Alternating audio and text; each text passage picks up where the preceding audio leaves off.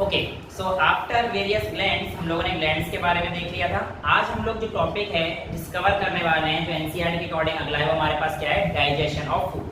देखो बेटा, अगर मैं डाइजेशन की बात करता हूँ तो डाइजेशन ऑफ फूड हम लोग थोड़ा सा ग्लैंड्स में पढ़ चुके हैं, पर क्योंकि एनसीईआरटी में बिल्कुल सेपरेट टॉपिक है तो हम लोग इसके हिसाब से क्या क्या चीजें दी गई हैं और कौन कौन से एंजाइम्स है जो यहाँ पे रोल प्ले कर रहे हैं, क्या रोल प्ले कर रहे हैं, ये सारी चीजें हम लोग आज देखेंगे। स्टार्टिंग विद बेटा डाइजेशन ऑफ फूड अगर मैं बात करता हूँ तो डाइजेशन ऑफ फूड आपको पता है कि आपके माउथ से ही शुरू हो जाता है।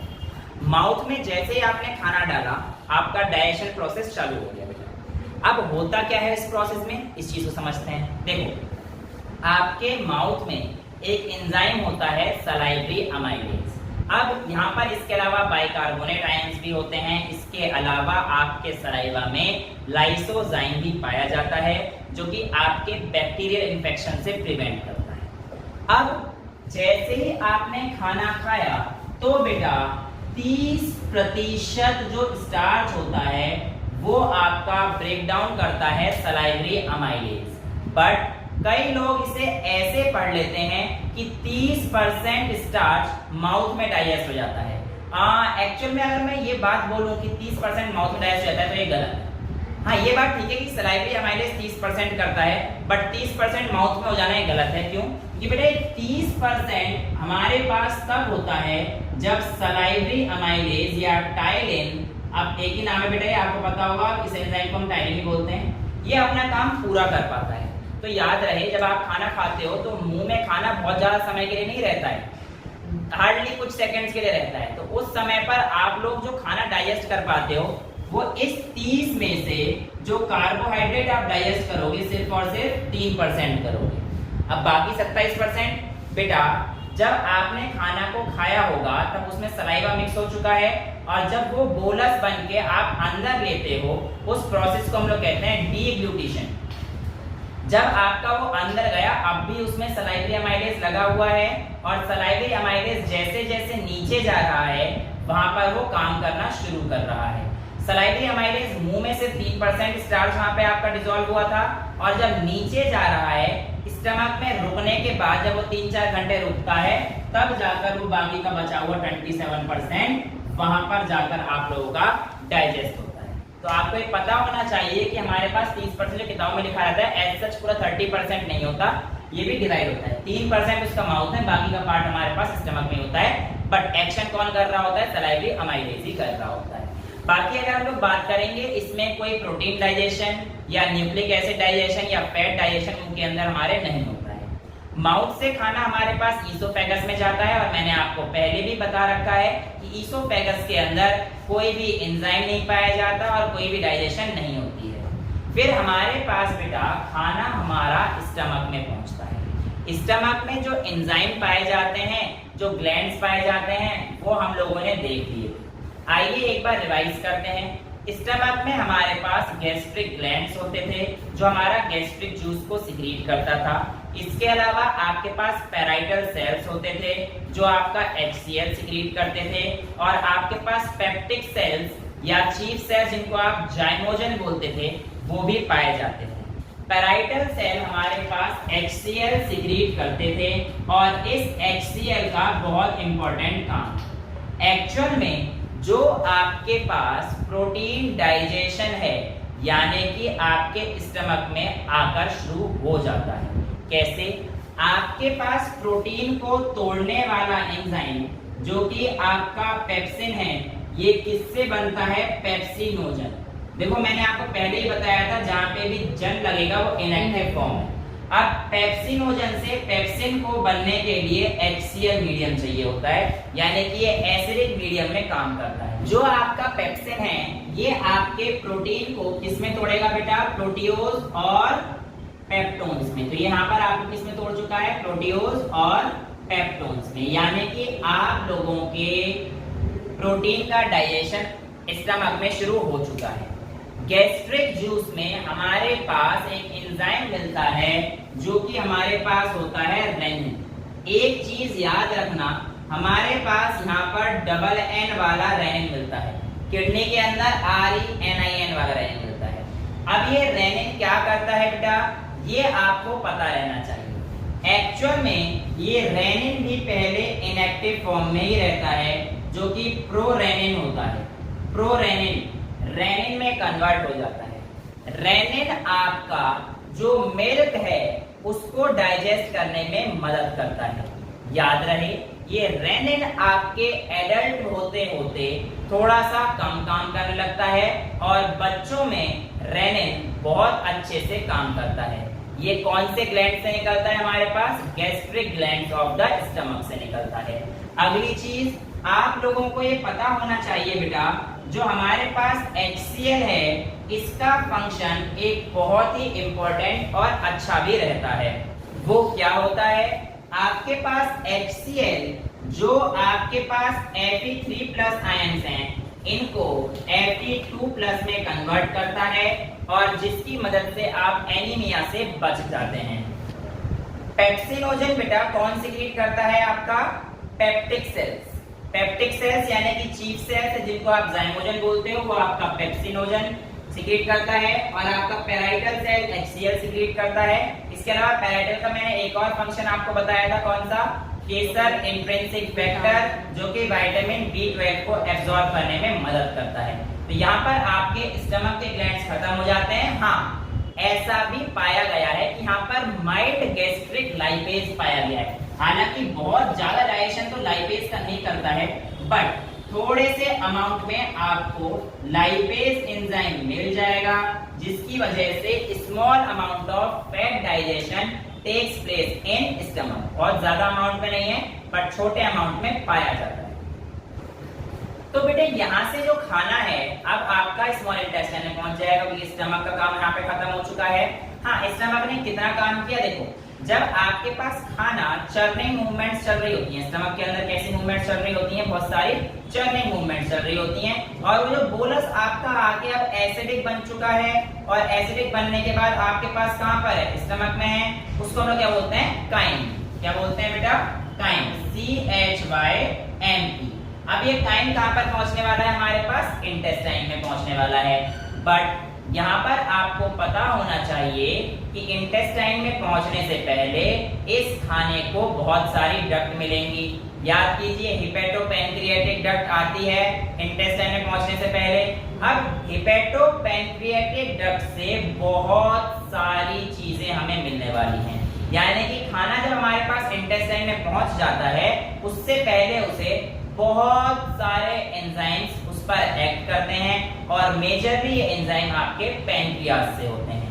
पैंक्रियाज के सभी एंजाइम्स लगभग इनएक्टिव फॉर्म में होते हैं बेटा, और जैसे ये स्मॉल इंटेस्टाइन में जाते हैं, स्मॉल इंटेस्टाइन में कुछ ऐसे सिक्रीशन होते हैं जो कि इनको एक्टिवेट कर देते हैं। अब धीरे धीरे समझते हैं कि ऐसे कौन से एंजाइम हैं जो हमारे पास स्मॉल इंटेस्टाइन के अंदर जाकर एक्टिवेट होते हैं और वो क्या काम करते हैं। जब आपका काइम गया तो जो आपके पास स्मॉल इंटेस्टाइन की मस्कुलरिस लेयर है वो भी अपना काम धीरे धीरे कर रही होती है।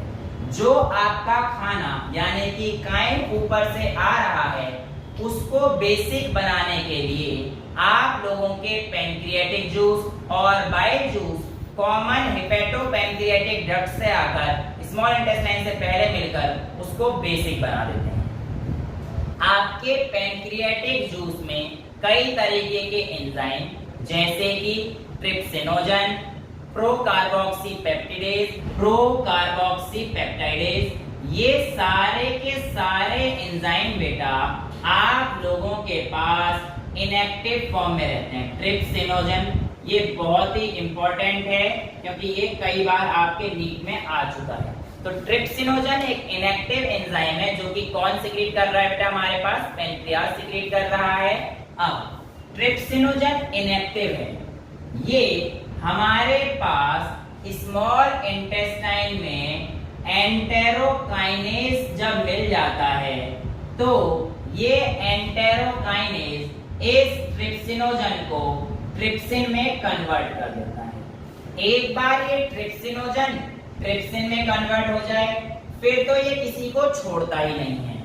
ये ऑटो कैटालाइटिक भी होता है और बाकी जितने भी इनएक्टिव एंजाइम्स हैं उनको भी एक्टिवेट कर देता है। जैसे कि आपका काइमोट्रिप्सिनोजन, इसको वो किस में कन्वर्ट करता है, काइमोट्रिप्सिन में कन्वर्ट कर दें कि ये कौन कन्वर्ट कर रहा है, आपका ट्रिप्सिन।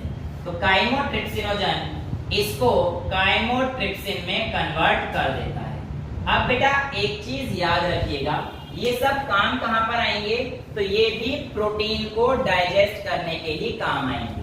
यानी कि आपके पास जो काइमोट्रिप्सिन है या प्रोकार्बोक्सी पेप्टाइडेज हैं, ये सब कैसे एंजाइम है जो कि प्रोटीन को डाइजेस्ट करने में आप लोगों की मदद कर रहे हैं। अब प्रोटीन का डाइजेशन हमारे पास किस तरीके से आएगा, वो हमें पहले स्टेप में ये तो पता पड़ चुका है कि हमारे पास एक प्रोटियोलाइटिक एंजाइम था, यानी कि जो प्रोटीन को तोड़ रहा था, पेप्सिनोजन, जो कि इनएक्टिव फॉर्म में था, H से मिलने पर पेप्सिन से प्रोटीन और प्रोटियोज प्लस पेप्टोन से पहुंच चुका है और यहाँ पर और फर्दर वो अभी यहाँ पर टूट रहा है with the help of these enzymes. अब यहाँ पर वो और किस फॉर्म में टूटता है, वो अभी हम लोग जब सबको सिंपलेस्ट फॉर्म में तोड़ेंगे, एक चार्ट आपकी एनसीईआरटी में दिया हुआ है, उस चार्ट को देखकर आपको आराम से समझा देंगे। इसके अलावा स्मॉल इंटेस्टाइन में बेटा बहुत सारे एंजाइम पाए जाते हैं। वैसे जो आपका माउथ था, वहां पर आप लोगों के जो स्टार्च है उसको तोड़ा जाता है एक डायसैकेराइड में। किसमें तोड़ा जाता है बेटा, डायसैकेराइड। डायसैकेराइड मतलब आप लोगों का जो दो कंपोनेंट से मिलके बना हुआ है, ठीक है, ऐसा कार्बोहाइड्रेट जो दो कंपोनेंट से मिलके बना हुआ है वो हमारे पास डायसैकेराइड बोलते हैं। उसका एग्जांपल है आपके पास लैक्टोज। तो जो आपके पास सलाइवरी ग्लैंड्स हैं उसमें जो अमाइलेज है या एमाइलॉक्सिन भी बोल देते हैं, तो सलाइवरी एमाइलेज जो आपका लैक्टोज में कन्वर्ट, स्टार्च किसमें तोड़ रहा है बेटा, वो लैक्टोज में, यानी कि स्टार्च को डायसैकेराइड्स में तोड़ देता है। ये अभी हम लोग थोड़ी देर आगे पहुंचे फिर हम लोग आराम से इसको देख लेंगे। अभी हम लोग स्मॉल इंटेस्टाइन पे आकर बात करते हैं। तो majority of the digestion takes place in small intestine. Small intestine में एंजाइम्स की कमी ही नहीं है, वहां पर आप लोगों के सबसे ज्यादा एंजाइम पाए जाते हैं।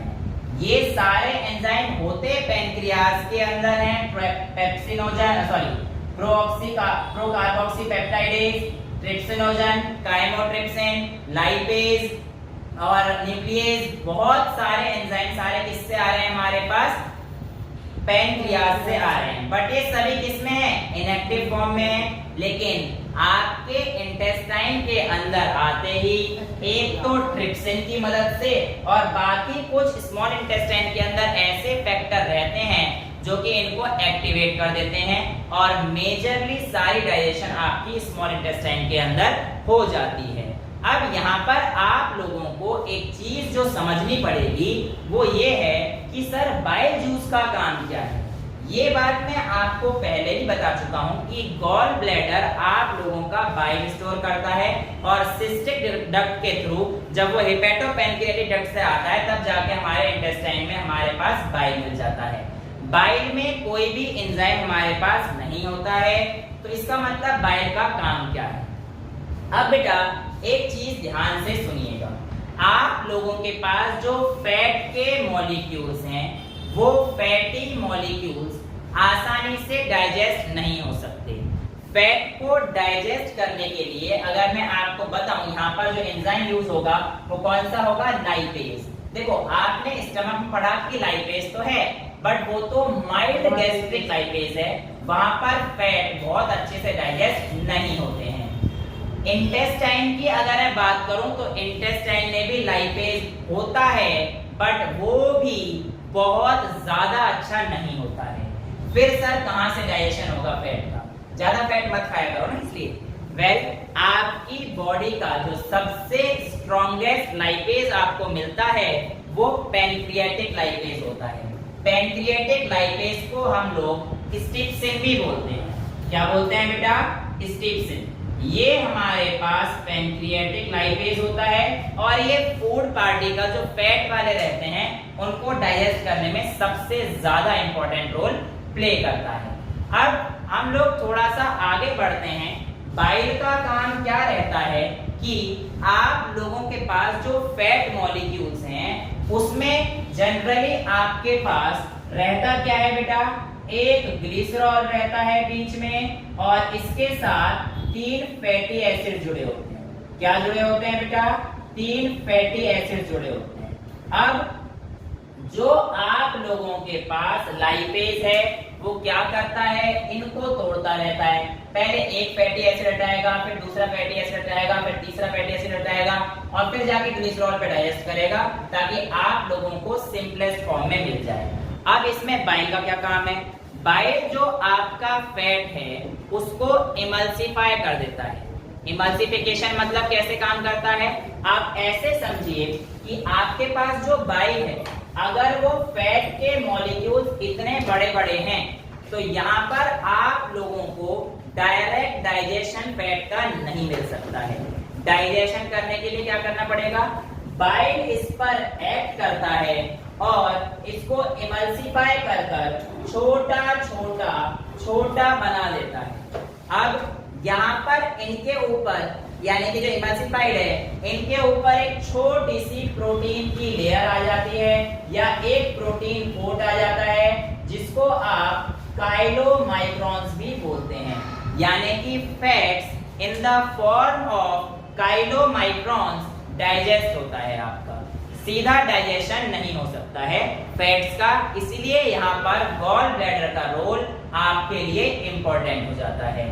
आगे चलते हैं तो हमारे पास जो खाना हमने अब तक खा लिया है वो स्मॉल इंटेस्टाइन से अब सीकम में पहुंचेगा तो वो लार्ज इंटेस्टाइन का पार्ट हो जाएगा और लार्ज इंटेस्टाइन में कोई भी ग्लैंड एज सच नहीं है और आपका वहां पर मेजर काम रहता है कि वो रीएब्जॉर्प्शन करता है वाटर के लिए। आपको पता होना चाहिए जो आपके लार्ज इंटेस्टाइन का सीकम का पार्ट है, it is a home for many symbiotic bacteria. आपके पास बहुत सारे बैक्टीरिया जो आपके पेट के लिए फायदेमंद है जैसे कि ई कोलाई वगैरह, ये सभी कहां पर अपना घर बना के बैठे हुए हैं, लार्ज इंटेस्टाइन के सीकम पार्ट में। इसके बाद धीरे धीरे मूवमेंट होते हुए वो रेक्टम तक पहुंचता है और रेक्टम के बाद एक आपके पास न्यूरल मैकेनिज्म आता है जिससे आपको अर्ज होती है डिफिकेशन की और आप लोग फीकल मैटर को वहां से निकाल देते हैं। बात करते हैं अगर फीकल मैटर की तो बेटा फीकल मैटर में जो आपके पास उसकी फाउल स्मेल आती है वो आती है बेटा आपके पास स्केटोल से। स्केटोल is responsible for the foul smell और इसका साइंटिफिक नेम है 3-मिथाइल इंडोल। ये आप लोगों के जो फीकल मैटर की स्मेल है, कैरेक्टरिस्टिक स्मेल, उसके लिए रेस्पॉन्सिबल होता है।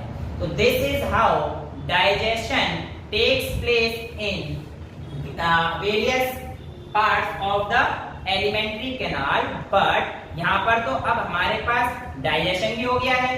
अब मैं आपको यहाँ पर ये बताऊं कि हमने तो यहाँ पर देखा ना कि जैसे प्रोटीन्स है, प्रोटीन किसमें टूटा, आपके पास प्रोटीज और पेप्टोन्स है, बट ये तो अभी भी सिंपल फॉर्म में तो नहीं गया है और सिंपल करना पड़ेगा। इवन मैंने आपको बताया कि ग्लिसरॉल भी फैटी एसिड्स यहाँ पे बना हुआ है। हाँ, लाइपेज ने इन पे एक्ट करके काम तो कर दिया है और ऐसा तो नहीं है कि आपके पास और कुछ होता ही नहीं है। जैसे कि आप जो कोई खाना खाते हो तो आपके पास सबका आरएनए डीएनए भी जाएगा। आरएनए डीएनए हमारे पास कौन एक्ट करेगा, तो उसके लिए बेटा पैंक्रियाटिक एंजाइम्स जनरली रहता है, न्यूक्लियेज। न्यूक्लियेज आपके डाइजेस्ट करके क्या क्या बनाएंगे, ये सभी पार्ट आप लोगों को एनसीईआरटी एक टेबुलर फॉर्म में देती है, येलो बॉक्स में देती है। आइए उन पार्ट को समझ लेते हैं, एक बार फटाफट से देख लीजिए। बेटा यहाँ पर आप येलो बॉक्स को देखते जाएंगे, जो आपका टॉपिक है डाइजेशन ऑफ फूड में सबसे पहले येलो बॉक्स में दे रखा है स्टार्च सलाइवरी एमाइलेज, जो आपका एंजाइम है ये माल्टोज में कन्वर्ट कर रहा है। नेक्स्ट आपको दे रखा है प्रोटीन्स, पेप्टोन्स और प्रोटियोज, इसको ट्रिप्सिन और काइमोट्रिप्सिन और कार्बोक्सी पेप्टाइडेज मिलकर डाइपेप्टाइड्स में कन्वर्ट कर रहे हैं। अब यहाँ पर एक चीज ध्यान से सुनना बेटा, ये जो आपको दिख रहा है कि इस पे एक प्रोकार्बोक्सी पेप्टाइडेज रिएक्ट कर रहा है और काइमोट्रिप्सिन रिएक्ट कर रहा है, तो सर इनका फंक्शन सिमिलर है या डिफरेंट है? एक्चुअल में आप ऐसे समझिए कि आपके पास ये प्रोटीन की चेन होती है। अब प्रोटीन की चेन को अगर अंदर से तोड़ना है, यानी कि सपोज कीजिए यहां से तोड़ना है, तो यहां से तोड़ने के लिए इसे कहते हैं एंडो बॉन्ड ब्रेक करना है, अंदर के बॉन्ड ब्रेक करने हैं। तो उसके लिए जो आपके पास एंजाइम रेस्पॉन्सिबल है वो काइमोट्रिप्सिन। लेकिन जो प्रोकार्बोक्सी पेप्टाइडेज है वो सिर्फ और सिर्फ टर्मिनल एंड से तोड़ता है, यानी कि बाहर से, यानी कि इसको अगर आपको बाहर से कोई बॉन्ड तोड़ना है तो उसका काम कौन करेगा? आपका प्रोकार्बोक्सी पेप्टाइडेज। ठीक है, तो ये आपके पास इस टेबल से बताया जाता है। और ये हमारे पास प्रोटीन, पेप्टोन्स, इन सबको किसमें तोड़ देता है? डाइपेप्टाइड्स में तोड़ देता है। किसमें तोड़ता है बेटा? डाइपेप्टाइड्स, यानी कि अभी भी पेप्टाइड के बॉन्ड मौजूद हैं, 2 हैं। अभी इसके ऊपर एक और एंजाइम आएगा, वो हमारी जब एनसीईआरटी आगे बताएगी तब मैं आपको बताऊंगा, वरना यहाँ पे आप बहुत कंफ्यूज हो जाएंगे। अगले पार्ट पर चलते हैं। तो यहाँ पर देख लीजिए, तो हम देख चुके हैं पॉलीसैकेराइड स्टार्च एमाइलेज डाइसैकेराइड में कन्वर्ट कर चुका है। डाइसैकेराइड यानी कि यहाँ पे हमने कौन सा लिया है? माल्टोज लिया है। ठीक है, नेक्स्ट आप देखिए बेटा, फैट्स को लाइपेज ऐड करके डाइग्लिसराइड और फिर फर्दर मोनोग्लिसराइड दिखा रहा है। लेकिन इस चीज को हम लोग समझते हैं कर क्या रहा है। बेटा ये देखिए, मैंने आपको क्या बोला था कि जो आपके पास एक फैटी एसिड, आपका फैट का मॉलिक्यूल है, वो 3 फैटी एसिड और 1 ग्लिसरॉल का बना हुआ है, राइट? अब आपके पास यहाँ पर आपको लिखा है डाइग्लिसराइड, यानी कि ये हमारे पास ट्राइग्लिसराइड मॉलिक्यूल है बेटा। कितना है? ट्राइग्लिसराइड मॉलिक्यूल, 3 फैटी एसिड और 1 हमारे पास ग्लिसरॉल। ये क्वेश्चन एक बार पूछा गया था कि ट्राइग्लिसराइड का मतलब 3 ग्लिसरॉल होंगे, नहीं, 3 फैटी एसिड और 1 ग्लिसरॉल हमारे पास इसमें मौजूद रहता है। अब यहाँ पर जो आपके पास ट्राइग्लिसराइड है, इस पे कौन एक्ट कर रहा है फैट को तोड़ने के लिए? लाइपेज, और उसमें मेजरली कौन सा? Pancreatic lipase. तो ये एक फैटी एसिड को यहाँ से हटा देगा, तो क्या बन जाएगा बेटा? आपके पास फैटी एसिड 2 रहेगा तो डाइग्लिसराइड बन जाएगा। फिर एक बार फर्दर रिएक्ट करेगा तो क्या बनेगा? फिर आपके पास 2 हट जाएंगे तो क्या बन जाएगा? मोनोग्लिसराइड। फिर फर्दर फैटी एसिड हटा के ग्लिसरॉल में भी कन्वर्ट कर देता है। तो इस तरीके से आप सिंपलेस्ट डाइजेशन पे पहुंचते हैं। अगले एंजाइम का वर्क पढ़ते हैं बेटा। यहाँ पर आप देखेंगे न्यूक्लिक एसिड। तो बेटा न्यूक्लिक एसिड यानी कि भाई आरएनए और डीएनए की बात आपके सामने चल रही है। इनको कौन तोड़ रहा है? न्यूक्लियेज। ये एंजाइम आपके न्यूक्लियोटाइड्स में काम करता है। और न्यूक्लियोटाइड्स के बाद अगर आप देखेंगे तो वो टूट रहे हैं न्यूक्लियोसाइड्स। अभी न्यूक्लियोटाइड और न्यूक्लियोसाइड्स क्या हैं ये समझने में आपको दिक्कत आएगी, क्योंकि ये सभी या तो बायोमोलिक्यूल्स में हैं या फिर डीएनए के चैप्टर में हैं, जो हम लोग क्लास 12 में भी देखेंगे, बट बायोमोलिक्यूल्स में भी देख लेंगे। ठीक है, तो यहाँ पर अभी हम लोगों को ये समझना है कि जो हमारे पास न्यूक्लियोटाइड्स हैं वो फर्दर ब्रेक हो रहे हैं न्यूक्लियोसाइड्स में। ठीक है, तो यहाँ पर आप देखिए न्यूक्लिक एसिड यानी कि डीएनए आरएनए को न्यूक्लियेजेस तोड़ रहा है, किसमें? न्यूक्लियोटाइड्स और न्यूक्लियोसाइड्स में। हालांकि अभी आपका जब इससे भी आगे जो प्रोसेस जाएगा वो अभी हम लोग आगे देख लेते हैं। अब यहाँ पर एक चीज आपको पता रहनी चाहिए कि जो आपका इंटेस्टाइनल म्यूकोसा है, अब आपको 4 लेयर तो पता ही है सारी, और उसमें हमारे पास इंटेस्टाइन का जो म्यूकोसा का लेयर है, ये सारी की सारी जितनी भी डाइजेशन है ये सब कुछ इंटेस्टाइन के म्यूकोसा के एपिथेलियल लेयर यानी कि बिल्कुल बाहर वाली लेयर के बिल्कुल पास में होती हैं। ऐसा क्यों? क्योंकि वो डायरेक्ट कनेक्शन में रहना चाहता है विलाई के, ब्रश बॉर्डर सेल के, ताकि आपकी पूरी बॉडी को सप्लाई की जा सके। और अगर ऐसा नहीं होगा तो फिर आपकी बॉडी को ज्यादा एनर्जी खर्च करनी पड़ेगी। इसलिए सारे digestive products they are in very close vicinity to the mucosa of the intestine. अब आगे आते हैं तो हमारे पास बेटा फाइनल प्रोडक्ट की ओर बढ़ते हैं। तो आप नीचे का एक बार टेबल देखिए, येलो वाला। आपके पास मैंने डाइपेप्टाइड्स में तोड़ दिया था। डाइपेप्टाइड्स को फर्दर डाइपेप्टाइडेज नाम का एंजाइम सबसे सिंपलर फॉर्म अमाइनो एसिड्स में तोड़ चुका है, यानी कि हमारे प्रोटीन सब किसमें कन्वर्ट हो चुके हैं? अमाइनो एसिड्स में। आगे बढ़ते हैं बेटा, तो हमारे पास माल्टोज जो कि आपका एक डाइसैकेराइड है। क्यों है डाइसैकेराइड? क्योंकि इसके 2 कंपोनेंट होंगे। तो माल्टोज को बेटा माल्टेज आप देख सकते हैं ग्लूकोज प्लस ग्लूकोज में तोड़ देता है। हालांकि ये दो ग्लूकोज सेम नहीं है, इनकी दो अलग अलग फॉर्म होती हैं, ये हम लोग बाद में देखेंगे।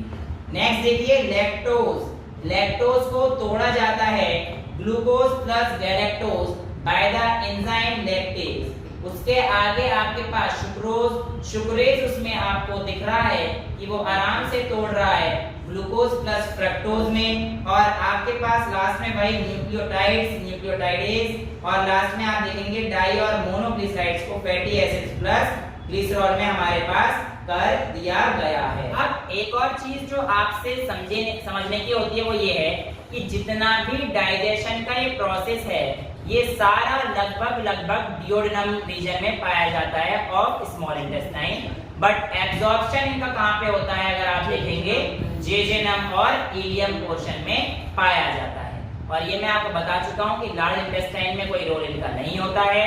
तो this is how the digestion with the help of various glands takes place. अब हम लोग जो आगे बढ़ेंगे वो हमारे पास क्या रहने वाला है, इनका न्यूरल कंट्रोल कैसे रहता है और हार्मोनल कंट्रोल कैसे रहता है। अगला जो हमारा पार्ट है बेटा उसमें हमें ये समझना है कि थोड़ा एनसीईआरटी से बाहर का है बट आपको पता रहना चाहिए। यहाँ पर आप ध्यान से समझिएगा, मैं आपको कुछ हार्मोन्स बताता हूँ और वो हार्मोन कौन रिलीज करता है ये आपको पता रहना चाहिए। सबसे पहले तो हम लोग बात करते हैं गैस्ट्रिन। गैस्ट्रिन हार्मोन हमारे पास स्टमक ही रिलीज करता है और इसका काम होता है कि जो आपके पास गैस्ट्रिक जूस है उसको सिक्रीट करे। अब कई बार गैस्ट्रिक जूस बहुत ज्यादा सिक्रीट ना हो जाए, इसके लिए आपके पास फिर इसके अगेंस्ट में एक स्मॉल इंटेस्टाइन हार्मोन रिलीज करता है, उसका नाम होता है एंटेरोगैस्ट्रिन। एंटेरोगैस्ट्रिन आपका duodenum part of small intestine release करता है। फर्दर जो फर्स्ट हार्मोन साइंटिस्ट ने डिस्कवर किया था वो था आपका सिक्रेटिन। सिक्रेटिन स्मॉल इंटेस्टाइन द्वारा ही रिलीज करा जाता है।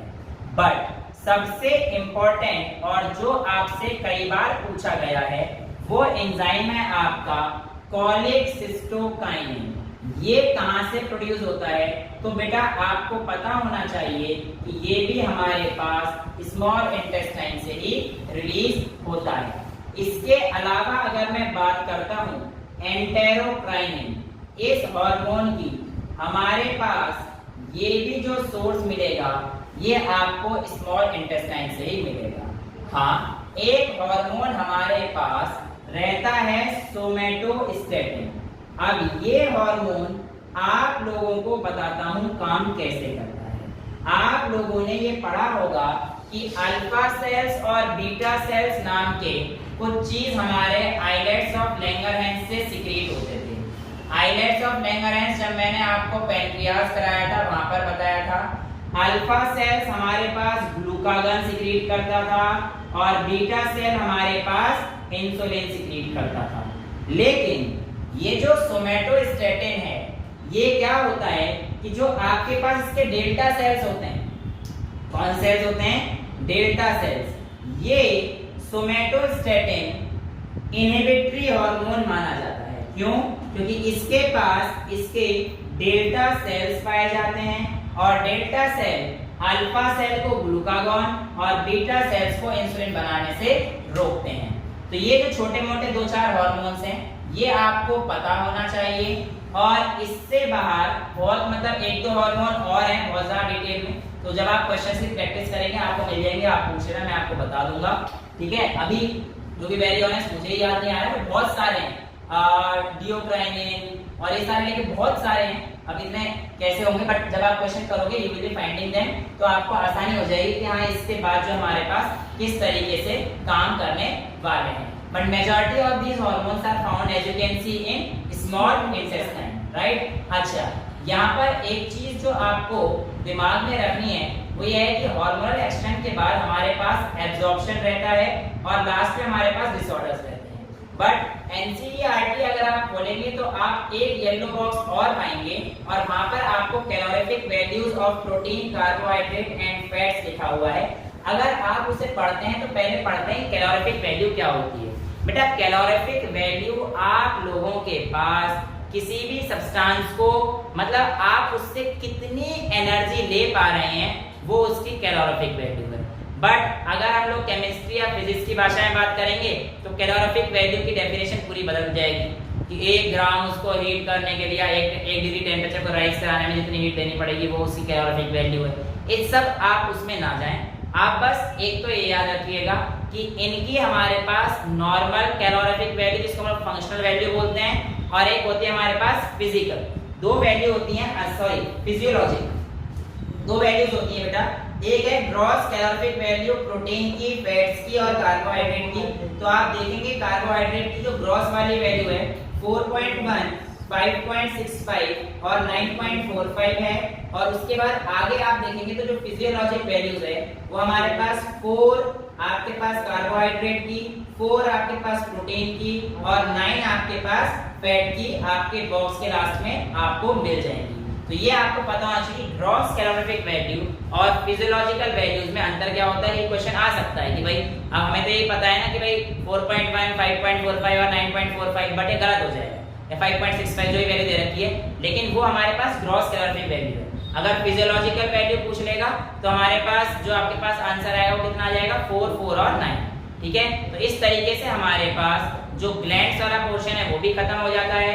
लास्ट छोटा सा टॉपिक हमारे पास बचता है एब्जॉर्प्शन और डिसऑर्डर्स। इसमें हम लोग विटामिन्स के डिसऑर्डर भी करेंगे, थोड़ा लंबा हो जाएगा, इसलिए we will be taking that section in the next class. Okay, that's all for today, thank you so much.